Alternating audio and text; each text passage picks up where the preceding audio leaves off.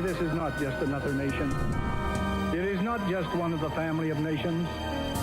This is a nation with a great mission to perform for the benefit of liberty-loving people everywhere. That we shall be as a city upon a hill. These are the times that try men's souls. The summer soldier and the sunshine patriot will, in this crisis, shrink from the service of his country. You've come to fight as three men. Three men you are.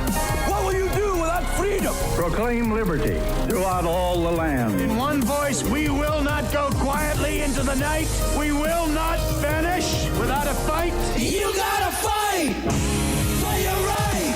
Can you dig it?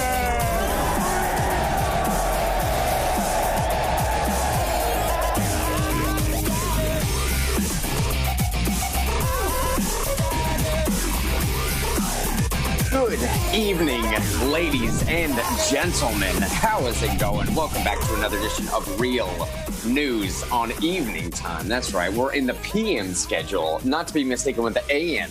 That little curly thing that comes down after that P, I mean, that's what makes it the nighttime. That's the only way you know it's nighttime is by the PM, not the AM. It's 9:26 p.m. right now, Eastern Standard Time. This program right now is entitled Real News. You have stumbled upon the greatness that is Real News, Real Family, Real Community.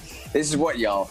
Day 3, 4 of doing it out of a hotel room? I don't know. I'm losing my mind a little bit. I'm losing track of where we are. I'm losing track of everything. It was raining, pouring down rain here in Georgia all day long. We're still out in the streets. We're still knocking doors, soaked feet and everything. I think the socks that I'm still wearing right now are a little bit damp still, and this is the third pair today. That's how we do it, though. That's how we do it when we're out here trying to save the Republic. And fittingly enough, that is the program's title tonight.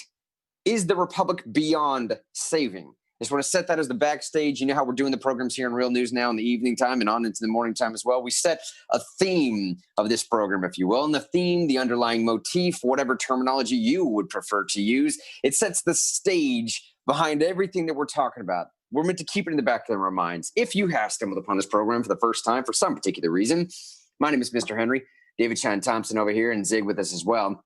What we do here in Real News is we grow a real community and we make real friends. We try and live life with each other. We try and create a little situation by which we can actually have disagreement and dialogue. And then when we do disagree with one another, we make sure we're disagreeing amongst friends and family, not amongst enemies.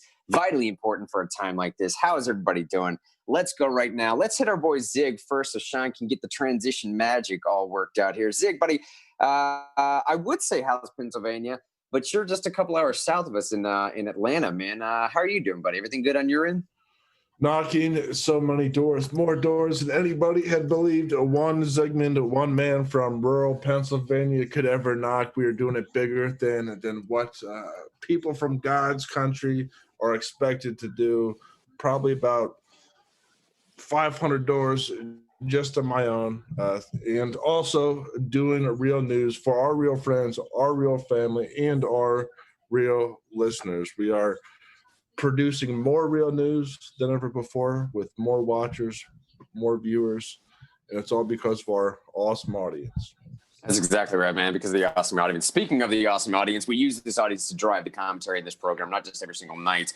I want to say what's up, but every single morning, anytime that we do this, when we're out in the field or whatever we're doing. What's up to Jonathan? How's it going with Dwayne? Dwayne's a new person there. Dwayne, how's it going? Welcome to this family. We love having you, sincerely. Kelly's out there with us as well. We have a jam-packed show today. Ben, I gotta let you know, Dwayne, that is my uncle. His son is Ricky. His son is Ricky, who used to come to my other event, and Ricky's son is named Grant. No, so man, it's the best name out there. What a great name! You know. There you go. Oh, man, we love it. Absolutely love it. If you have just joined Facebook, we also stream live on YouTube, on Twitch. If you want to find all the platforms, by the way, we have a Minds, we have a Parler, we have a Twitter. We do all these things. At least we try and keep up with them. RealNewsRadio.live, RealNewsRadio.live. That's the central landing page for all this stuff. I say if you're watching on Facebook, because at the bottom of your screen right here, you'll see the Real News Fake News game for this evening. Real News Fake News, this is how it played. I read you a headline. You tell me if that's a real headline or a fake headline, meaning are they actually trying to prove a point? Is it real, actual, substantial news? Or is it a satire account? Is it something that I made up? Or are we just messing around? Here's the Real News Fake News headline for this evening. Man's wife makes him sell his PlayStation 5 after realizing it wasn't an air purifier. One more time. Is that a real headline or a fake line? Headline. Man's wife makes him sell his PlayStation 5 after realizing it was not an air purifier. Let's Alternate take headline. It to Shine. Man's wife is actually in charge. Yeah, sorry. That's the subtext. Shine, buddy, we didn't introduce you, man. How are you doing on the floor below me here? Everything good on your end? Sorry, trying to get the microphone to work. Everything's going great.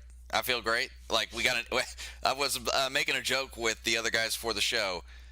The last show we do before we go back home, I finally got like the intro and everything figured, all the audio stuff figured out. So I'm having a good time. And like, really, it's been a fantastic week down here in Georgia.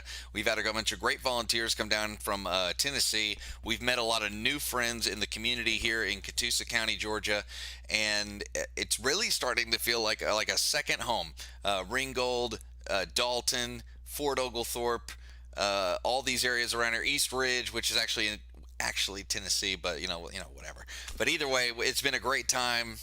Love even all the local restaurants down here. They're like becoming like my kitchen away from home. You know what I mean? And it just there's you know what I'm saying? It's kind of weird. You stay somewhere and it feels like you're on vacation for a while, and then it feels like you go certain places and you feel like comfort. Like we go down to the Farm and Fork and it feels like a comfort, you know, like, oh, okay, this feels normal. And then I go over to the Park Place restaurant over there in Fort Oglethorpe. Feels good. I'm giving shout outs because I actually have told people about this show in this area. Hope they're watching tonight. Love you guys. Love our volunteers. It's all going super great. Bob said in Facebook, the only way to tell the day from the night is AM and PM, ? He says, unless you use a 24-hour notation. Yep, just shy of 21:30. Bob knows what you're talking about when it comes to that military time. I can guarantee you that. Bob, how you doing, man? That's one of the original Real News Elite right there is Bob Perry. Give him a shout out. All right, let's get into this. Let me go ahead and do what we need to do. We're going in, we're diving deep, we're sharing screens. That's how it's going to happen. And boom, here's how we're going to start the program right now. What you're looking at on your screen currently is a response from an individual named Mayor Ogles. Now, Mayor Ogles, we're starting local, as you can clearly see here. It says on the local stories, I know that guy. He's very familiar with all. Yeah, man, Mayor Ogles, man. He was the former director Murray of County represent. Mayor Ogles was the former state director here in the state of Tennessee of this organization called Americans for Prosperity. He is now the current mayor of a county entitled Murray County here in Tennessee. Now, this is an extremely local story that will quickly become not just a national story. And I'm not saying this story itself is going to make national headlines. What I mean is the implication of what I'm about to read through, we're going to pull into national stories. It fits in with this headline right here. Is the Republic beyond saving? The basic question I'm wanting to know is not just is the Republic beyond saving, but if it can be saved, through what method are we going to save it? And I'm going to use this response to how COVID restrictions should be implemented at a state level to try and roll this out. So Debbie Simmons is the individual here. I feel comfortable saying this person's name because we don't know her, but it was also a public comment. So there it is. It's for everybody's eyes to see. I pulled this off a public message board from Facebook. We're going to go dive in. Debbie Simmons responded to something that Mayor Ogles had put on his mayoral Facebook account, indicating COVID update numbers and things like that, and basically just warning people, hey, it looks like COVID numbers are rising. We're about to get some other increase in hospitalization due to the Thanksgiving stuff. Everybody be careful out there, be safe, that type of thing. Debbie Simmons' response is something to the effect of, well, if you would institute a mask mandate now, we could save several lives. And I'm only slightly paraphrasing what her comment was. It was a sentence long. It was something to that effect. And this is the response that Mayor Ogles sent. We're going to read through right now. The current spike in COVID has been projected for weeks, as we are now seeing colder temperatures across Tennessee, and individuals and families are having more indoor events rather than outside, already setting the standard that, listen, we can't blame this on somebody breaking protocol through Thanksgiving. We can't blame this on anything, boneheadedness. It's just the simple way that life goes. For months and months and months, we've been predicting, or the experts have been predicting, a potential rise in cases when it comes to cold weather. Going forward, he says, we must continue to take COVID seriously and make certain that indoor gatherings, especially with elderly relatives, are done in a manner that protects the most vulnerable among us. 100% agree. I think the experts would 100% agree on this. Now, this paragraph right here is where it's going to get a little bit dicey, not just for our locals here in Tennessee. I want to get Zig's opinion for Pennsylvania and even nationally as well, because I think this model is probably the best way to implement something if you are going to do anything. Here's what Mayor Ogles says. Regarding a mask mandate, the state constitution under Article 7, Section 1 clearly states that as county mayor, my, quote, qualifications and duties shall be prescribed by the General Assembly. Three important words here, shall and General Assembly, meaning it must, it can only be that way. This is the only way you're going to get it done, and it's only going to come through the legislature. My qualifications and duties shall be prescribed by the legislature, not the executive. It does not say that my authorities derive from the executive branch. Furthermore, the emergency powers provision under TCA, Tennessee Code Annotated, state law, that is intended to be used when the state legislature cannot convene to take action, or if convening is not warranted due to the short-term nature of said emergency. Our current circumstances neither prevent the legislature from convening, nor is COVID temporary. This sentence right here, I believe, is the crux of his argument. And it points a laser focus that I have not seen pointed at up until this response yesterday. I have seen people get on Governor Lee here in our state. And you, again, keep in the back of your mind what this is the title of the program, is The Republic Beyond Saving. I'm trying to extrapolate this and expand it beyond a little bit of just the state of Tennessee. Think about the presidential implications. Think about what's going on in Pennsylvania. If you're listening in any other state right now, think about your own current governor situation. I've heard our governor attacked. I've heard local leadership attacked. I have heard in Tennessee, if you don't know this, every other county in the nation, aside from 6, every other county in the nation, it's the mayors that get to decide what to do and what not to do when it comes to restrictions or shutdowns or, I don't know, any of these things. In 6 counties in Tennessee, it's the unelected health boards that make those decisions. So I've certainly heard a lot of stuff going towards the health board, but not until this statement did I hear anything directed towards our state legislature. Not only do I think this is a beautiful take, not only do I think this is a beautiful tact, not only do I think this is the correct way to approach this, I'm a little bit flabbergasted that we haven't been here yet before. Our current circumstances neither prevent the legislature from convening, nor has or is COVID temporary. So what County Mayor Ogles is saying is, listen, the provisions by which the state legislature should not be convening to take care of this are not even there. So we can only be led to assume that the state legislature is not meeting to take care of this situation, I don't know what, out of inconvenience? Or dare I say that they don't want to take the brunt of this decision. Or dereliction of duty. Well, what do you mean by that, though? What do you mean by... Here, let me get my camera up so if I'm going to actually respond to that. I'm going to say that the sovereignty of a county, that mayor, right? The sovereignty of that mayor derives itself in the state of Tennessee from the legislature, not from the governor. The legislature in Tennessee created all counties. And that's the way things go in this common law system we have. Whoever created a system is the sovereign of that system. So the counties didn't create themselves except for 3 in the state of Tennessee, and they have what we call home rule. But Maury County in particular derives its sovereignty from the state legislature.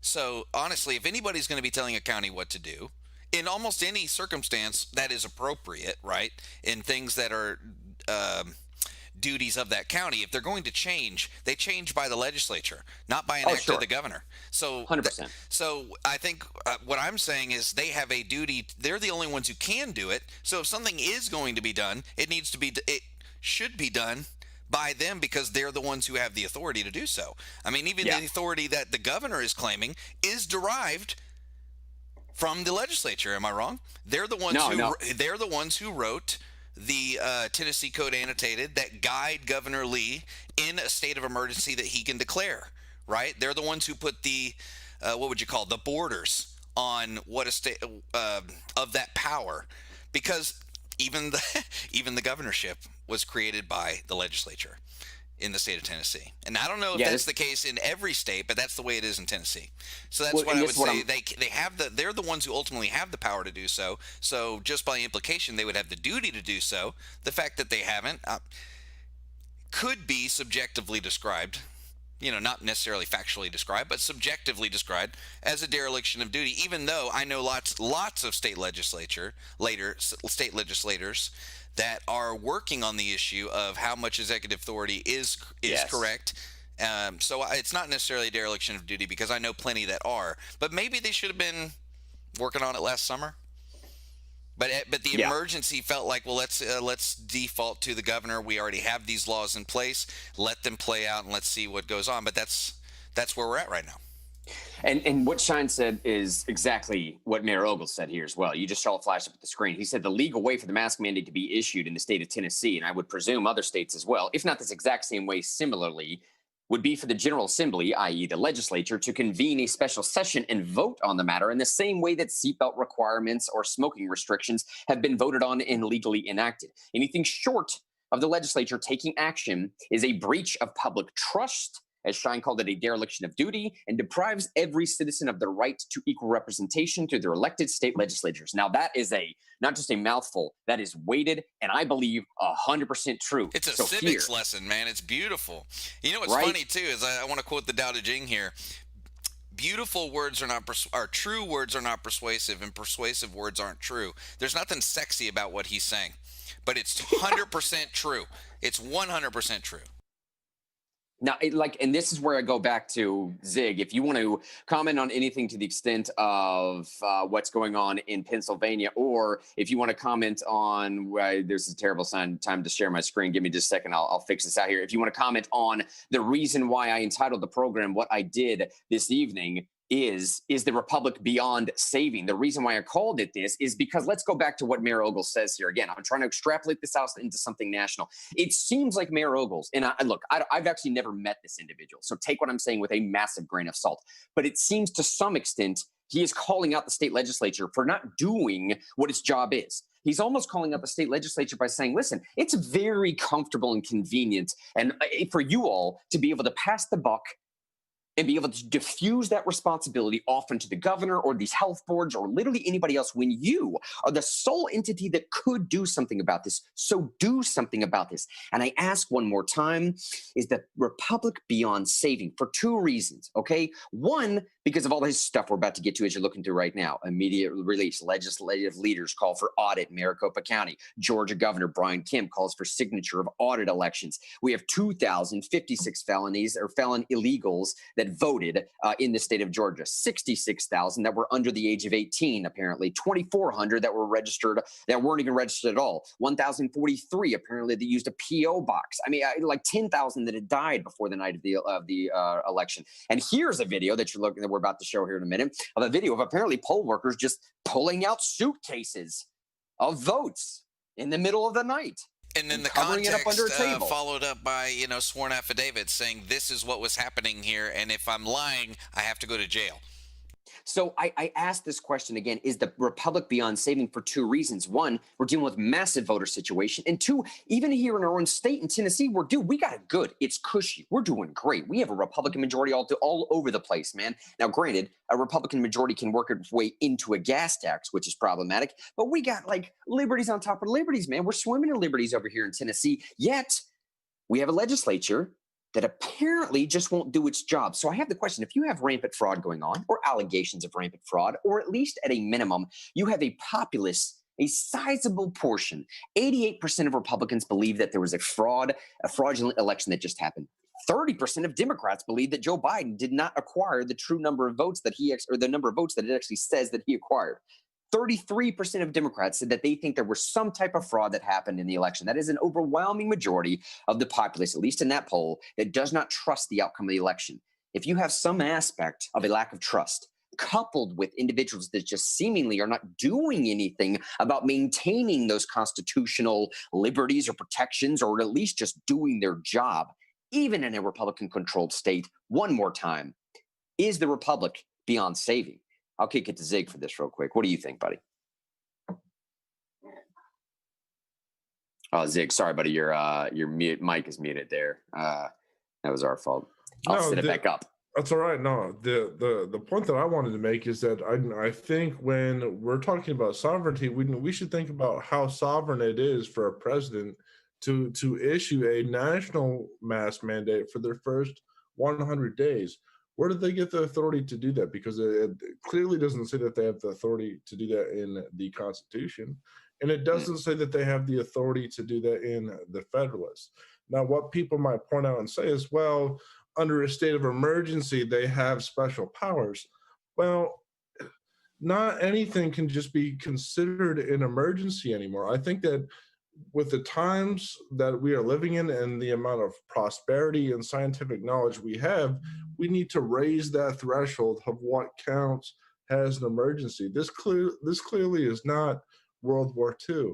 It's not World War I. So I don't think that any president issuing a national mask mandate meets any requirement for an emergency and is therefore unconstitutional in that regard, as I think many executive orders are, because that's the only way an executive order can be justified, is that if it reaches the status of some kind of emergency.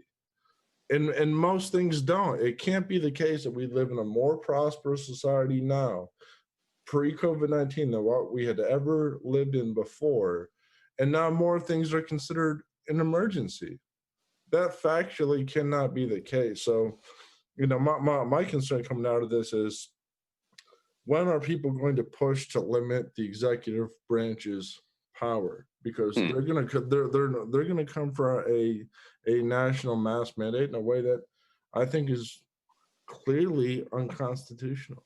No, I agree. And I was actually just talking to Sean about this as we were going to dinner before. I'm finding myself conflicted a little bit because, look, y'all, I do believe in this notion that we need to maintain this idea of looking to the long-term strategy of winning the war. I think sticking to our guns and making sure that we hold true to our values, that we don't dilute principles to win the battle. All this stuff that I've been rambling for the last couple of days, that's all great and it's all well and good. But at the same time, that doesn't mean that you have to be feckless or spineless. Or that doesn't mean that you have to lack all fortitude. I guess what I'm really saying is there is a version out there of being a man with gusto and a constitutional conservative at the same time. That person needs to step up. Us as a party need to raise up. We need to be able to figure out ways to defend these beliefs in truth and sincerity and call trash for what it is to call it trash. Well, let me give you a real world example. The sheriff in my county principally stood up for the Constitution and said he's not going to enforce anything that violates a freedom to peaceably assemble. You know what I'm saying? He didn't. He stood up and said, I'm not going to enforce, I'm not going to go and arrest business owners for not enforcing a mandate. I'm not going to go arrest people who are in a building without a mask on. I'm not going to enforce these curfews, which is a soft form of martial law, in my opinion. It's just not the military doing it, but it's some kind of dictatorial way of living when it's when you're walking down the street at 10 o'clock at night. And I know this has happened not in Tennessee, but in other places. And they stop you and say, do you have a good reason for being out? That's not America. And in Knox County, Tennessee, our sheriff said, I'm not going to enforce that stuff. And that's him standing up. That's him being principled. That's a way to be tough and not be inflammatory. I mean, he hasn't even, he said at one time, he did it in a press release, and he hasn't banged it like a drum. He hasn't gone around and used it to gain, public power through perception and things like that. In fact, I haven't heard from him, since then. He just said, I'm not, that's cool. The Board of Health passed that. We're not going to enforce that as the Sheriff's Department. And I think that's part of what you're talking about, Grant, where it's, I'm not going to be run over. I'm not going to have an oath to the Constitution and then have this position that the people entrust to me and then violate that, here in Knox County. So, I mean, and he's not the only one. There's people doing it all over the place. And as far as how this ties into kind of what Zig was saying, there's all these things that not just the federal government and people that are looking like they may run it are talking about doing that are unconstitutional. There's things going on in New York and California and Illinois. And I mean, I don't know, many states, but let's look at New York and California. Andrew Cuomo and Gavin Newsom are finding out the consequences of enforcing unconstitutional mandates. It isn't just oh, these people are unprincipled and they're bad. They actually lose power. They lose the ability to be the ones who are saying this is what we should do. And in certain geographical areas, those leaders that have been entrusted by the people that are closest to them are saying, well, actually, we have the power, and the only power you have is the power that we complicitly give you. And I'm not saying that this is the best thing ever. It actually makes for a dicey business environment, social environment, where you have some people saying, I'm going to follow this rule of law, and some people saying, I'm going to follow this rule of law. And it's not necessarily an ideal situation, but it is an example of saying, I'm going to be tough, but I'm going to be principled and not be inflammatory. And maybe not all the sheriffs are being not inflammatory. I can't speak for all those people, but our sheriff in Knox County has been amazing. And I want to just throw it out there that I commend him for what he's doing. And he's a good example to sheriffs across the country. Well, and I want to be shine a spotlight on some of the Real News audience members as well, right? So when you were saying that our sheriff is great and that our mayor is great in Knox County, I mean, look, part of the reason why they have the shade to be able to be that great is because of people like Kelly, right? It's because of people, well, even in Pennsylvania, I'm sure there's some stuff going on for people like Jessica as well. But I mean, these people that are out there that are marching, that are literally protesting at the site, that gives, and what I mean by shade is political coverage. It shifts the Overton window enough.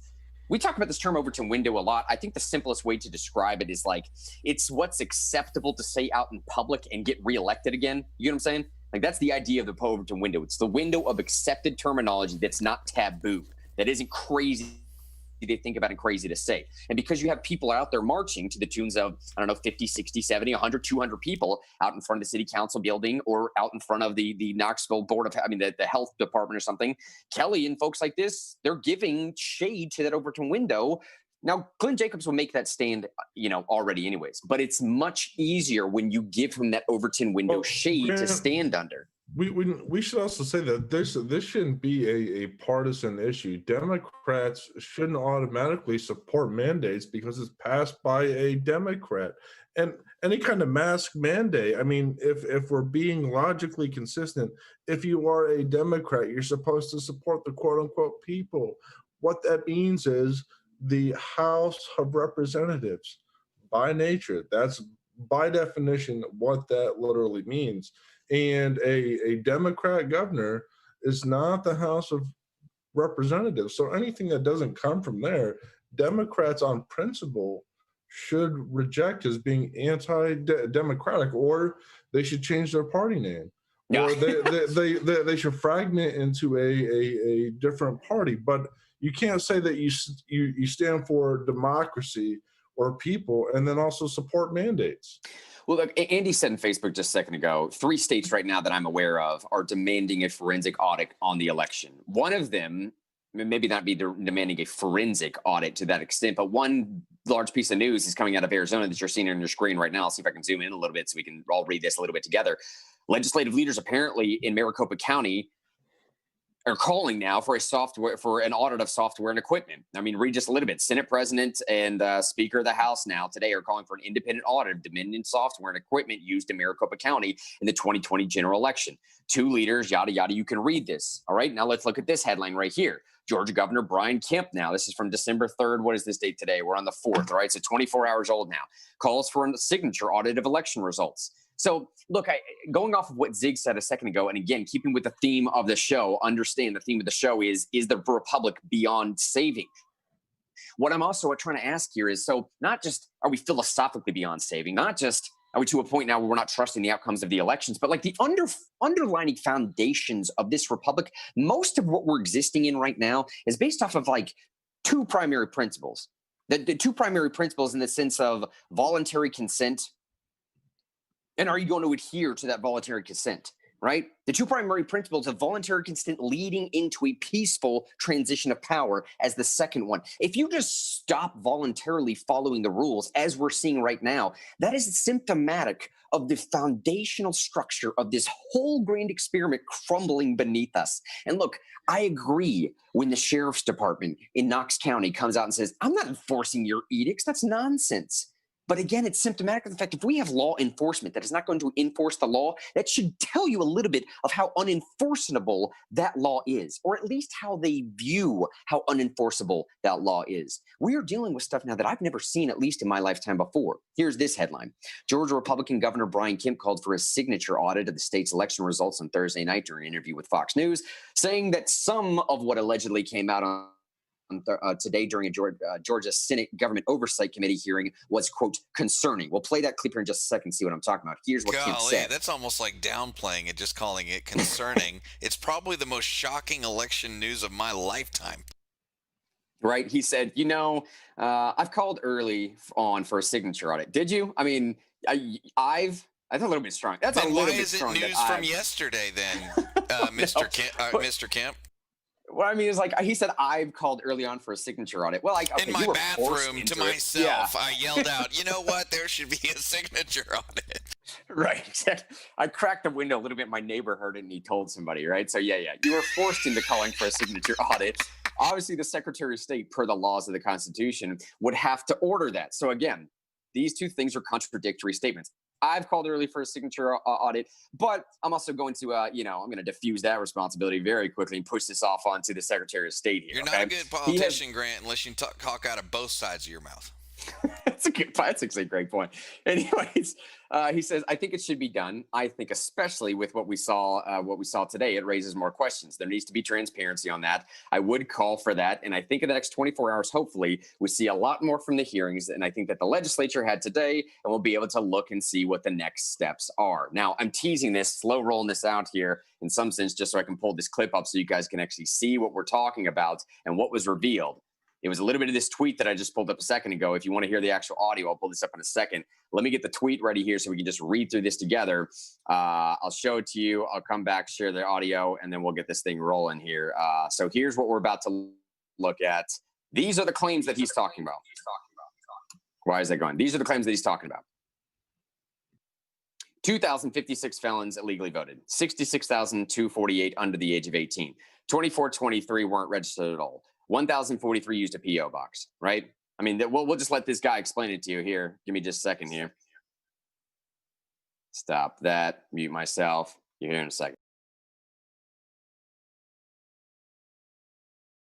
You're doing such a great job, Grant.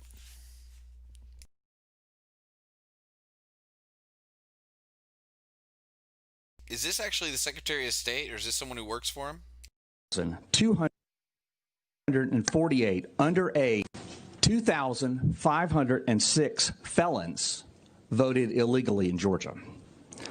66,248 underage and therefore ineligible people to illegally register to vote before their 17th birthday, when the law requires 17 and a half years old. At least 2,423 individuals to vote who were not listed as registered. 1,043 individuals to cast ballots who had illegally registered to vote using a post office box. 4,926 individuals voted in Georgia who had registered to vote after their Georgia voter registration date, thereby canceling their Georgia voter registration. 10,315 or more individuals to vote who are deceased by the time of the election. 395 individuals to vote in Georgia who had cast ballots in another state, which is illegal in both states. 15,700 individuals to vote in Georgia who had filed a national change of address with the United States Postal Service prior to November 3rd, 2020.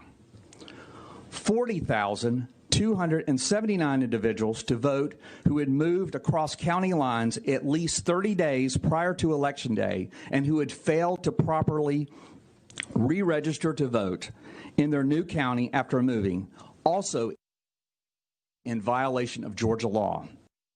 2,000. All right, so listen. Let me set a little bit of context here, because this is real news. We do real stuff here. I want to make sure I'm being real fair to everything that's out there. Okay, this that you're about to see right now is a little bit of the counter argument that has already been spun around. Okay, it's not like there's not a counter argument out there. I want to set the full stage and then dive deep into this as to what we're seeing right now, and set one more time: is this republic beyond saving? Okay, look at this right here. This is one of the retorts. Now, this is some rando on Twitter. I get it. But this is a quintessential example of what you're going to see in response to this type of video and these types of claims. And Shine, to answer your question before, I'm fairly certain that the individual we just heard of, someone tell me in Facebook and correct me if I'm wrong, but I'm fairly certain that guy was a member of the Trump legal team that was just rolling out some of the evidence that they had compiled. And they were presenting it to the Georgia state legislature. It might have been the Judiciary Committee. It's selected, just a few members of the Judiciary Committee. I need to look up that a little bit more. But here's some of the retorts. None are a big deal. They're all half-truths, like the county one, designed to sound like a big deal. Felons can legally vote. I don't know where he got that one. I'm not sure what that means. I think he meant like felons in the state of Georgia. If you've regained your right to vote, I don't think in the state of Georgia you're allowed to vote in prison. I'm fairly certain. Yeah, the claim is that those people voted from prison, not that they were from prison. Not that they were people who paid their debt to society, paid all their fines, and were back into normal society. He says people outside of the state can legally vote. No one is questioning that. That happens all the time. I'm not sure how you go to college in another state. People do that. No. He didn't say people out of state voted and then it's wrong. He said they voted in 2 states, which is a violation of law in both states. Yeah, and the point the guy was making is, I don't care if you vote in another state. You vote in the state that you think you have residence in, not domicile in. So if you want to vote in another state, that's fine. You just can't vote in 2 different states at once. That was the claim. He said people who vote, who registered early, can legally vote if 18 on election day. That one I would possibly have to look up maybe, and it does make up for a substantial number that they claimed there. People under 18 voted. What he said was there were people who registered to vote before they were 17 and a half, which is Georgia law. Yeah. And it's like, it may not be a law that you think is important, but it's a law on the books. And if you don't like it, change the legislature and figure it out. Again, I go to all this just to say, Andy just said in Facebook, it's a whole month late. Kelly said it's early on. Kelly just said, I appreciate county mayor and sheriff here in Loco as well. He's catching hell from the lockdown and mass fanatics, but he's allowing businesses to decide for themselves. In what Andy said, it's a month late. I'm wondering if it is beyond saving. I just had a conversation with a guy at dinner here. We were trading off some of this information. This guy at dinner brought up this very clip that we just talked about, and we kind of looked at each other and chuckled for a minute. He said, like, man, it's done. We're past that. We're over the edge. We're beyond the chasm now at this point. At this point, the most you can hope for is, I don't know, maybe you just maybe you start from scratch. That's what I was saying. I was trying to throw this question out there. But that's a question I have for y'all. If Andy's saying it's a whole month late, I think and I'm putting words into Andy's mouth here, but I think what Andy is kind of implicating here is not implicating, but implying rather, is that all this information would have been totally awesome a month ago. If you kind of had any slight sneaking suspicion that this level of at least fraudulent accusations was going to be happening, goodness gracious, man, like we had the conversation about what mail-in ballot voting was going to look like. We kind of broached that topic. I don't mean we at Real News. I mean we as a country. Like, it was sort of spoken about. There was this big, massive deal about Trump trying to do something with the mailing system. We all remember that, right? And Trump was on there yammering all that. But Grant, here's the deal. They stifled dissent. And I agree. When state legislatures actually made the point that we, against their executives and secretaries of state, and said, we don't want mass mail-in ballots. We don't want you to send a ballot to every person in this state. Courts overruled them. Mm-hmm. You know what I mean? So it's not like there was a lack of debate or Republicans should have done stuff earlier. A lot of states did, including some of the swing states, including Tennessee, by the way. Tennessee said you have to have the reasons you've always had to get an absentee ballot. And a court overruled our state legislature instead of saying you could have it for any reason. And they were this close to doing the mass mail-in Tennessee. So, it's not like there wasn't a debate. State legislatures actually made... and you know how hard it is to get a state legislature to agree on something. Oh, yeah. That's not like default. They spent time.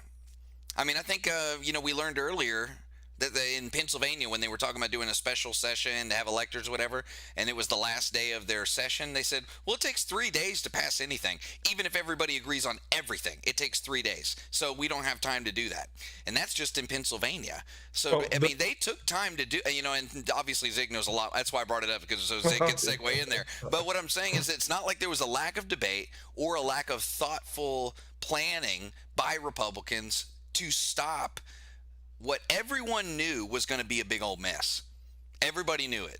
Anyway, go ahead, Zig. Well, no, in Pennsylvania, the matter that you refer to is actually a political charade. Nobody thought that any kind of special session or audit was going to happen. It's to appease a very small and narrow base. But the idea that the republic is over with because the president didn't win and the election didn't go the way that some people wanted it to, I think might be a little bit of a stretch, and it might be unduly pessimistic in a way that could discourage Republicans for taking even better action than what they need. We said a few shows ago that really what would be needed to get rid of any claims of fraud is a decisive victory. Yeah. Well, what's not going to bring a decisive victory is any kind of bell-yaking or griping or saying, "Oh, I can't do anything. I don't know what to do." No, you need to get involved in some way and be able to share your opinion with your friends, be able to knock doors, make phone calls. Really, if you want to avoid this scenario, it's incumbent upon you to get involved today in some kind of meaningful way. Well, let me ask this as a hypothetical then, Zig. You've been down here knocking in Georgia. I'm sure you've run across as many scenarios as Sean and I have as well, where we hit on a door and all you hear about is fraud, this, fraud, that, stolen election, this, stolen election, that. And what I mean is there's a practical reality where I agree with you, okay? And again, 2 shows back, yesterday as well, with everybody that I've been seeing face to face, I've been desperately trying to pitch this new version of what I believe conservatism to be. Look, I'm not lying, y'all. I genuinely, honestly believe that conservative thought is on the precipice of making a paradigm shift in politics for the next 100 years. I know that sounds ridiculous, but I seriously am not kidding. I think if we can get this right in the next 5 years, the following 95 years will be dynamically different across the board. Nevertheless, I've explained all how that happens. I explained the reasons why. I'm not going to beat that dead horse. However, with Zig, though, I think we have entered a very strange psychological period where we are not talking about practical outcomes anymore. I don't think Republican voters care about practical outcomes. They are psychologically distraught. They are not just let down. They have ceased believing in the institution itself. Here's the hypothetical, Zeke. If both Perdue and Loeffler lose this Senate race, do you think then, maybe not the Republicans beyond saving, but do you think the Republican Party, the psyche of conservatives, might be a little bit beyond saving for the next couple of years? Well, if that's beyond saving and that's the attitude that one takes on personally, then you deserve to lose. I hope you lose any time. If you say, "Oh, one election, oh, my favorite senator lost, I don't know what to do, I don't know," then you deserve to lose. You shouldn't do anything. You shouldn't even go to the grocery store anymore because you might slip and fall and get hurt, and that could be dangerous. Don't do anything. If that is truly your attitude, don't do anything. But one gentleman that I talked with at the door today, he said, "Yeah, I've been a lifelong Republican, and I'm very disappointed in all these accusations of fraud because I'm a poll worker. I'm a poll worker, and I see what's going on here. So these accusations as a poll worker are actually turning me away from wanting to vote for Republican candidates." And that's what I've been pointing to this whole time, is that I understand that people are frustrated. David has done a very good job of articulating why people would be frustrated. But I don't think in the long term that doing this kind of reverse victimology where now we're victims and we don't know what to do, I don't think that's going to help make the Republic more Republican.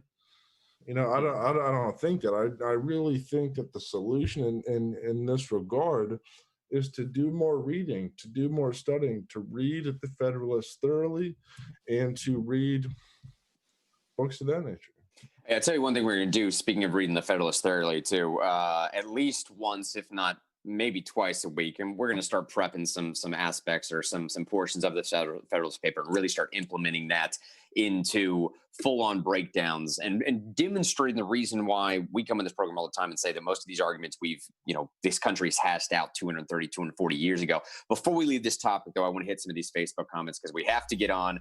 The House decriminalized marijuana today. It's likely it's going to stall in the Senate. And also, hey, man, Obama, Bush, and Clinton said they're going to get that COVID vaccine first, so we should all have no problem trusting it. Yeah. They're getting the special one that actually makes them stronger and stuff like that. It's the same one they always get that they think they're going to be immortal like Jeff Bezos, and that's like the first generation. And third generation is the one where it actually extracts their consciousness and puts it into that monolith that's that you found. They pull out. That's where they pull everything out and they put it in that monolith you found in Utah. But let me say this about the Republic being saved and all this stuff, and also we've been talking a whole lot about Republicans like we represent them or something like that. All three of us are very nonpartisan, generally speaking. It's just true. It's just at this point, like when you're dealing with a sizable chunk of the Democratic Party that espouses Marxism, it's easier to be rah-rah with the other team. But I don't think what's going on here is a Republican thing. I think Republicans is just what everyone calls themselves, and the only ones that are left are in retirement. Like Bob Corker, if you're from Tennessee, he's a Republican. You know what I mean? Like the Senator John McCain, who passed away a few years ago, he's a Republican. George W. Bush, who's down there in Texas drawing apples and cardinals and things like that, he's a Republican. Whatever's going on right now, I mean, I haven't been alive that long, but these are not Republicans. They're just using the brand to gain power and build consensus and things like that. And I think that we're kind of in the same space. It's like this thing that everyone's always called Republican. Let's see if it can actually be useful instead of what it was 20 years ago. You know what I mean? But we're not that. But as far as saving the Republic, I don't know if it can be saved. And is it worth being saved? That's probably even better thing to say. And I'd say yes. But more importantly, I deserve to be saved. Me, I deserve to be saved. How about that? Screw these stupid institutions and these fancy words. You know what I mean? I deserve to be saved. Last time we had a Democratic president, a Democratic majority in the House and Senate, I was actually living a pretty great life, for my 25-year-old life. I had my first salary job. I had full insurance for the first time my entire life, and I was about to get married. Then they passed a slew of legislation, including a payroll tax increase, a Social Security tax increase, and Obamacare, which included in the first year a $199 penalty and increased over the next few years to up to $7,000. I still owe almost $10,000 in taxes because I didn't have insurance, and the reason I didn't have insurance is because after Obamacare, my boss wouldn't provide it anymore. And within 2 years, my salary position became an hourly position. But because I was hourly, he didn't want to have to provide insurance. He cut me down to 30 hours. A Democratic majority destroyed my life. Destroyed it. Even in a great state like Tennessee. It also, I don't know if it's correlated or causation. I also got a divorce 2 years later. I ended up working for a 1099 company that increased my tax debt even more. Even more. Because of the Obamacare penalties. And you know what? I deserve to be saved, but from whatever, and I don't mind doing a slight little half curse word here, whatever the hell, because I mean that literally, they're going to bring to me. Because they plan, based on their plans now, plan on bringing hell to me, straight up out of the ground. And they've already tantalized me with it, with the burning down of these cities across the country this year. Do you think that's going to stop? Do you think that's going to stop when moderate Democrats say we shouldn't have, straight up communism? They're going to say, well, bring the rioters back out, man. Just roll them on out. You know what I'm saying? And can we get some of them rioters down in some of them Republican places? Can we do that? Can y'all just move down there like Andrew Yang told you to do for the senator race back in 2020? Remember 2020? Man, great year. That's when we learned how to control government through mob action. It was a really great time. So, is the Republic worth saving? because I don't know, maybe I'm more in that space, because I think some people are really struggling with, are these institutions as good as we thought they were when we were kids? Yeah. Are the adults at the very top, the people at the top of these hierarchies, are they really doing a great job? But I would even skip right past that and say, like, am I worth saving? Are you worth saving? But to go back to what Zig said, because this is not all doom and gloom. What do you do? What are you going to do to save you? Now, are you going to look to some archetype? Are you going to look to some avatar with great hair and a funny delivery? You know? You know what I'm saying? Are you going to look to that guy? Or are you going to look to you? Are you going to look to the man in the mirror? Like to quote Michael Jackson. That's the question. Are you worth being saved? And what are you willing to do about it? Jonathan said in Facebook, to fix the voter fraud, federal judges need to be replaced. Jonathan said, so you tell me when the judiciary stops legislating from the bench. And he said, even if we do fix the voter fraud, it's going to take a long time before people trust our government. Agreed, 100%. I think Sean's dead on right with that, too. Eric said a second ago, where is this coming from? He said, live readings of the Federalist Papers? That would be interesting. You know it would be. And then Eric, being ever Eric himself, which he goes by Brandon. Let's call him Brandon. Just adrenochrome with a question mark. This is one of my favorite comments of the last 2 months, man. Just the word adrenochrome with a big question mark behind it. Yeah, man. Is that, what he thinks we're on right now while we're talking about this? Is it that crazy? You know what I mean? Yeah. Google adrenochrome. Yeah, man. Andy says he's independent. That's what we like on this program. And Eric said my answer is no. They run them like S words. All right, man. I want to say one more thing here, too, on the way out. That, 15 minutes left in the program. We're going to hit these other headlines. We don't like to reference the Bible all that often in this program. We understand who our audience is. We understand that, bringing up Christianity for the sake of Christianity, it is what it is. But we also, Sean and I are very open about our faith. We're very open about the fact that we think it's the most logically cohesive worldview out there. And there's a lot of great lessons to learn. I think one in particular in this one, we can see through Ezra and Nehemiah. I think a lot of times, whether it's God or anybody else, or if you think that you have some collective consciousness calling you, or whether you think just the people group in general is called to do something great within society, right? If Trump was there and was elected for a particular reason, in Ezra and Nehemiah, the people were called to, say, build a monolith or erect some statue or maybe construct some building or maybe just accomplish some massive task and goal. And the idea is once you accomplish that goal, once it's said and done, once you've done the thing, once Trump's voted into office, maybe, I don't know. Once it's there, there's supposed to be this massive promise on the other end. There's supposed to be this gift, this something's meant to be brought to fruition. You're supposed to have, I don't know, man, some sense of conclusion. It was meant to be for something, right? The end goal was meant to be for something. And all throughout Ezra and Nehemiah, we see God sort of working back on his people. And it was just like an anticlimactic conclusion after an anticlimactic conclusion after another anticlimactic conclusion. And a very strange yet poetic sense, as the Bible tends to do. The lesson in there is one that's beautifully applied to today. I think what God was trying to teach his people through those books was not necessarily about accomplishing the end goal of building the monolith or erecting some statue or maybe even getting the end goal in our version of a presidency, but about the process itself. The process itself was meant to, as you're building, point towards something greater. The process itself was meant to change hearts and minds along the way so that when you get to this end goal, it's about that process of building. Because if not for that process, you cannot convince the people group. The statue, the structure, the president itself, the position, it's not going to do it for you. The process to get there is what slowly points hearts and minds back to a correct direction. Now, I'm going to say God. Y'all can say whatever you want to. I don't care. But the lesson remains true right now. I want to throw that out there as a possible silver lining as we're talking about all this election fraud and whether the Republic may or may not be saved or whatever else. Conversations like these, that incredible rant that Shine just went on a second ago, Zig coming and giving his commentary, conversations you're having with people right now in your own lives, this process of trying to uncover truth, all this stuff, the stuff that we're overlooking because we're so frustrated in our angst and turmoil right now. This is the goal. The process is the goal. Now, I don't know what the goal is for the House later on today because they're talking about decriminalizing marijuana, but let's go on to that for a second in the program with the whole COVID stuff of you guys believe that Bush and Clinton are going to take vaccines? I don't believe it for a second. We'll get to that in a second. Not the same one that they're going to offer me. I know that. That's right, man. Not the same one. They get the special one. They get the gold-plated one with diamond encrustedness on the side.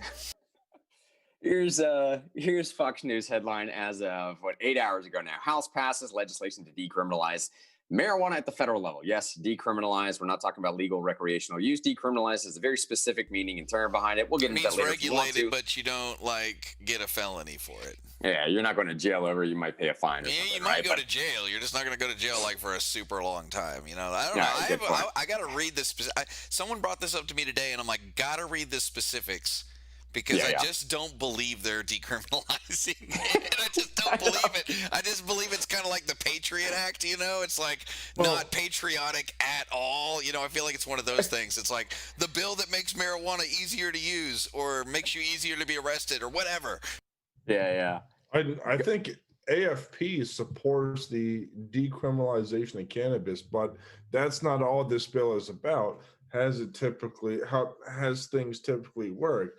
I think there's also some special handouts for businesses or some other kind of tax credit for. Well, it wouldn't be a good time if they didn't add cronyism in there, Zig.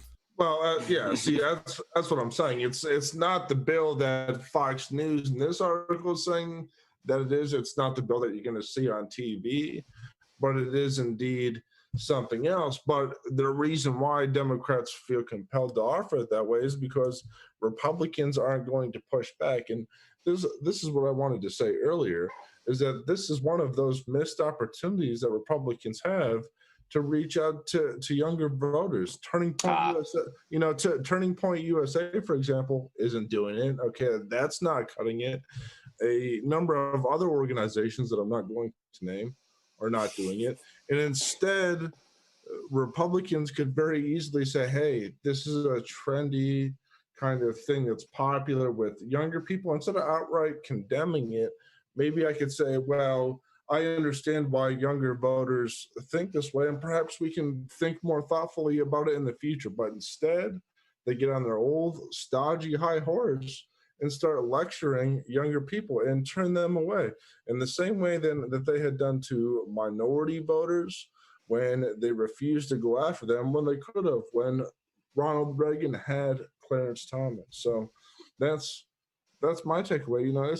This is a missed opportunity for some Republicans. Now, I'm assuming some Republicans must have voted for this, but generally speaking, if Republicans want to win elections to avoid claims of voter fraud, this would be a step in that right direction. I'm just wondering if part of it's decriminalization and the other part is like a $750 or $1 trillion bailout. You know what I mean? Is that why? I mean, I don't know. I just really believe it's probably adding a lot of regulation, a lot of cronyism, but I haven't read it. I don't know, because I know Republicans who voted against this today, because I went and checked out the roster, right? I went and checked out the roster earlier, who I know are for decriminalization.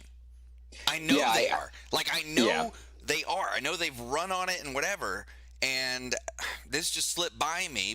I wish I had more context because we've been down here in Georgia. But I gotta believe. I just gotta read it. Maybe I'll have more on Monday of why probably Republicans voted against it, because it's very hard for me to believe that, especially the past two election cycles in the House that brought a lot of new Republicans in there. It's hard for me to believe that some of those people voted against this unless it was about more cronyism. One Americans for Prosperity Twitter says is marijuana deschedulizing and decriminalization is a good step, but we can do that without including tax provisions that would create an unfair marketplace for consumers and business owners. We look forward to working with Congress to improve the MORE Act in the months ahead. So yeah, I bet this is all about setting up two companies to be go from nothing, startups, to Fortune 500s. You know what I mean? Instead of creating this vast, robust market within the United States, because I think cannabis being decriminalized will actually be really great for Tennessee. There's so much great land to grow. You can rotate the crops. Sorry, that was a Freudian slip there. It replenishes the ground and stuff like that. And not to mention, it's a weed. It can grow anywhere. You know what I'm saying? It would be great for Tennessee, economically. We have agriculture in our little seal. You know what I mean? But I also don't want to see it decriminalized just so there can be Big Weed Inc. You know what I mean? Yeah. That becomes a monopoly, and you get overpriced basically kind of deregulated and bad service and things Well, like that. or the state or federal government could perhaps own these things. In Pennsylvania, for example, the state owns all the liquor stores. Oh, that is so that is so bad. Virginia's like that too, right? And so in Pennsylvania, typically any bill that talks about legalizing cannabis also includes state control of cannabis. So even if all Republicans were on board with legalizing cannabis, which they wouldn't be for 50 plus years, then they would have to deal with the objection of state control over the sale of cannabis. Yeah. And that's probably something that's going on here with the MORE Act. It's probably more like the way Canada has it set up for alcohol. Canada, it's like a federal thing. It's not by state for alcohol, Zig. The federal government owns like these liquor stores and stuff. And they actually have like a kind of like gulag raffle where like you sign up with the government, you're allowed to buy so much per month, and then if you buy so much per month, the government gives you coupons for free liquor and stuff like that. And I'm not kidding, because I have friends who live in French Canada, and they're hilarious. I play video games with them, and they're like, dude, I just got a coupon in the mail for a big old thing of whiskey. And I'm like, this is like some kind of weird dystopian government gulag thing where like y'all are in a prison and they give you like a bottle of whiskey and like everything's okay, even though it takes you like 3 weeks to go to the doctor for the flu. And when you get there, they give you a little baggie with like aspirin, you know what I mean? And they say, go home and get some sleep. Like, no joke. That's what Canada healthcare is like. But anyway, and it's like, and they placate you by owning the distribution of dopamine, basically, for a large amount of people. And I bet you that this is this marijuana thing is, I don't know, I just like have this feeling that they'd be copying Canada's alcohol thing and applying it to marijuana. I mean, wouldn't people in government, Democrats, wouldn't they love if they could send their constituents coupons for weed in order to get votes? I mean, can't you just see that being like because that's what they do in Canada. They send people, they're like, the liberals aren't that bad. They send me coupons for free alcohol. Like, you know what I'm saying? I know it sounds ridiculous, but like, talk to a Canadian about it. It'll blow your mind, Look, I think none of this really matters necessarily because of what Zig said before. Y'all want to see, by the way, the most horrifying transition in the history of real news? 1, 2, 3. Boom. There it is. Here's the reason why I don't think any of this matters. The tortoise in the hare right there. Here's the headline. Mitch McConnell to kill House bill passed marijuana decriminalization bill. Now, look, I don't pretend to understand who politic, USA. I don't even know if this is a real site, whatever. But I would think that this is probably what's going to happen. I would expect, because of a little bit of what Zig said, just a little bit because this is who old school Republicans are, a little bit because, I don't know, dude, who knows? McConnell's probably going to kill this thing in the Senate, especially if they maintain power. You know what I'm saying? So I don't know if this is going to go anywhere. It's fun. It's nice to talk about. And let's be real here. At a practical level, I think we already sort of have a version of decriminalized marijuana at the federal level anyways. That might be a little bit of what's also inspiring some of these legislators to vote against this. Because think about this, man. At least since the Obama administration, the federal level, we need to understand the distinction between state and feds. Okay, so technically speaking, legally speaking, if the DEA wanted to go raid places in Colorado right now and charge them with crimes for marijuana possession, they could. They could charge them under some type of federal statute that makes it illegal to own marijuana and get a federal judge to try them and put them in a federal jail.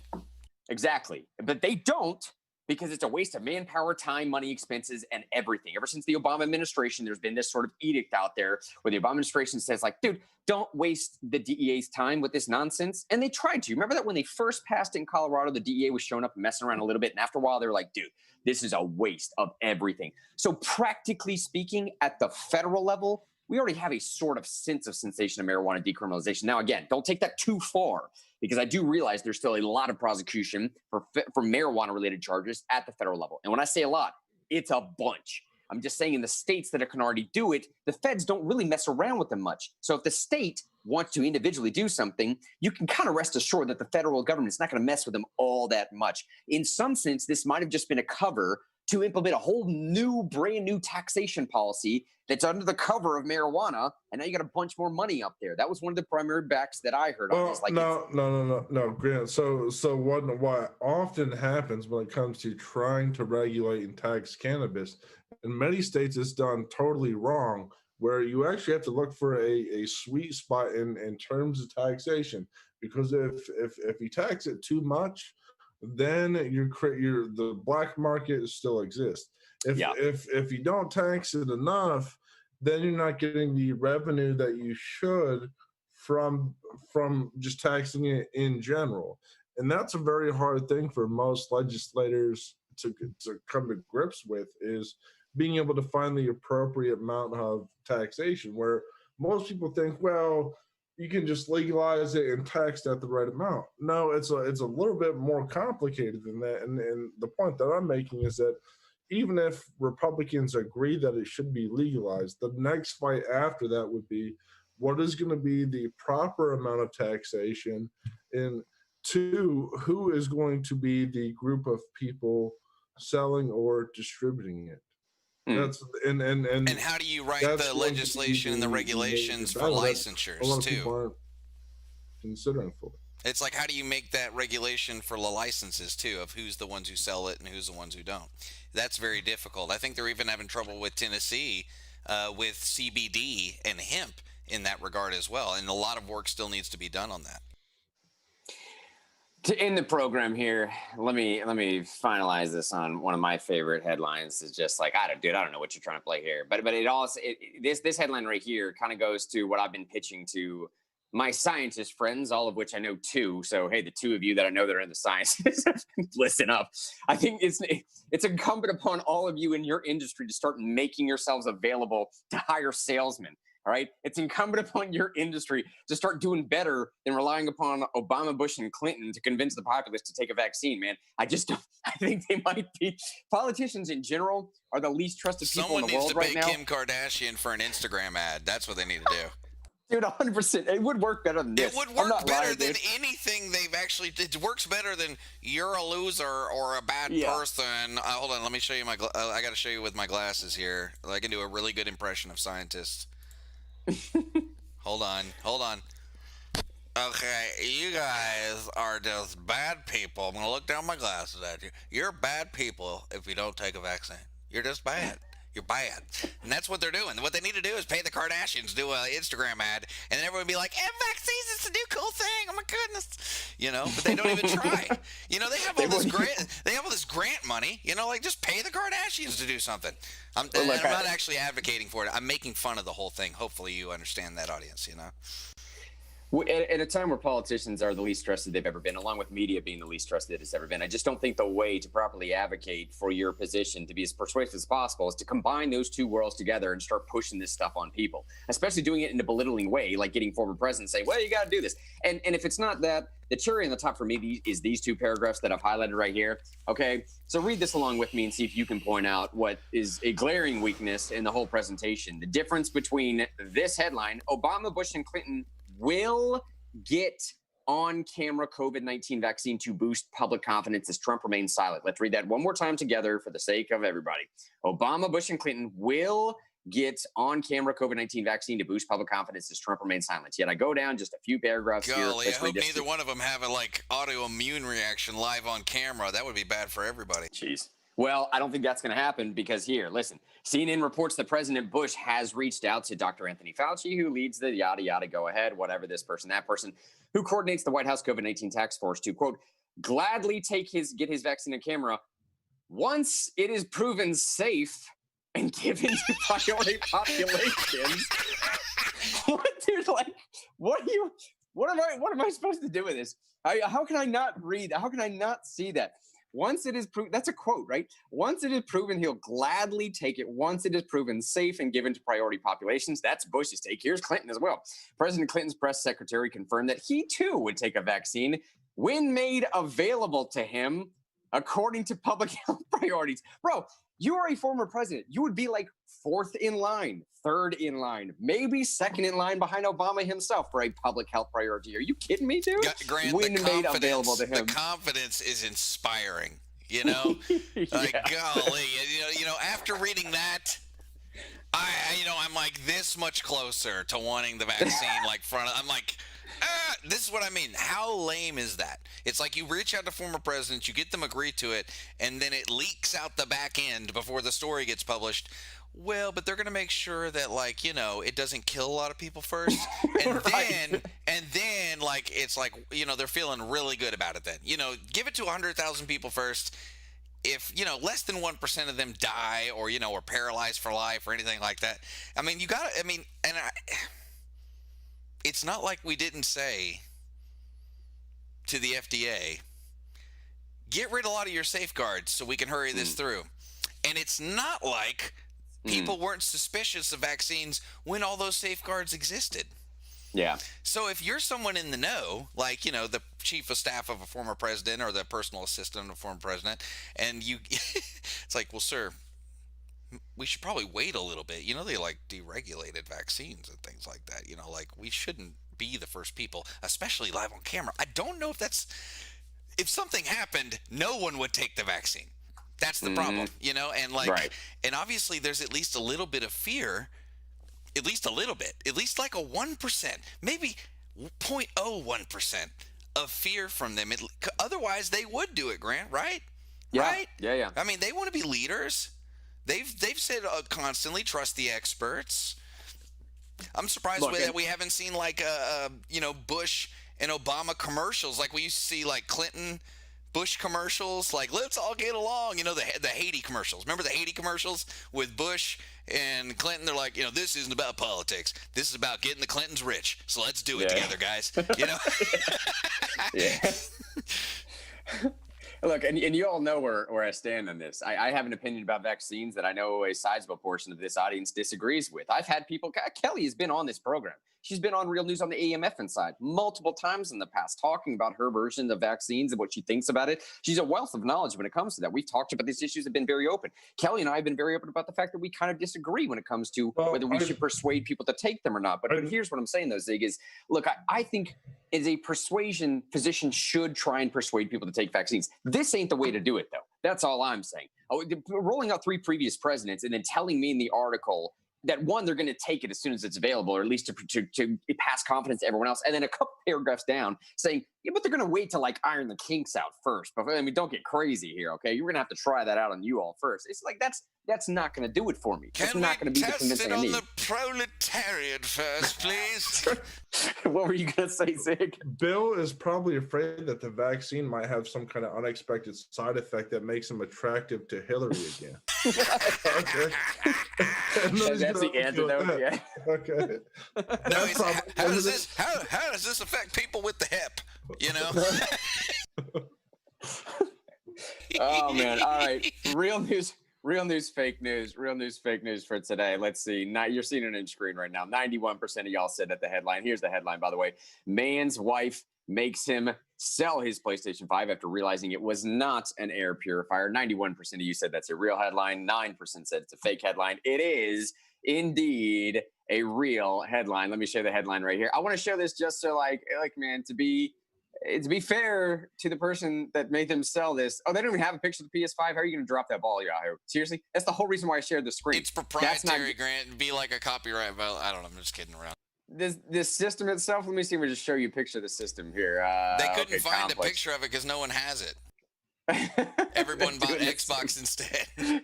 This is awful. PS5. Type that in here. All I need is a picture of it. Okay, there. All right. Golly. Here's a picture of a PS5. That's apparently what it looks like to an air purifier to the woman. Man, now, how it does look like an air purifier. It totally does look like one. I mean, it's not. Is it made by Honeywell? I mean, who made the PS5 this time? I can see some guy getting away with that for at least a week saying, and it has a huge fan in it. It has a huge fan in it. And it has a huge fan in it. That's right. Yeah. Oh my gosh. All right, y'all. This has been the show today. It's 10:37. We're 7 minutes over. Y'all the best, seriously. As we're in today, what day is it? It's Friday. We got knocking doors on Saturday. Next week should be a fairly normal week for us. I want to say fairly normal in the sense that, like, David and I are back in town. Zig, are you still out here knocking in Georgia next week? I'm going to be in this hotel with this ominous white light that I have to put on to try to look normal, I guess. It looks good, man. Hey, like I said, my name is Mr. Henry, David Sean Thompson, Zig. We love each and every one of y'all, absolutely, sincerely. Next week, we'll be doing a bunch of call banking opportunities. It's super duper simple. You can do it from your house. It's one basic question. Get the vote out. Help us save the Republic. We need to maintain majority in the Senate. Hey, if you want to go knock down the Fulton area, hit up our boy Zig. Send us I'm messages. doing a trip late in the week next week. If people in the Knoxville area want to reach out, just message us in Real News or message me personally. I've been chatting in the chat, so you can add me as a friend, message me personally. We'd love to have you. I already have one Real Newser coming down. Cody, who's in the chat all the time, he's coming down next week. We got 2 more great volunteers. Malin, you saw last night, and Matt, that's my volunteers. And we're going to have a great time. So come down next week and you can be with me, or you can go down with Zig if you want. We got options. We love this is freedom. We love y'all. We'll see you tomorrow. Peace.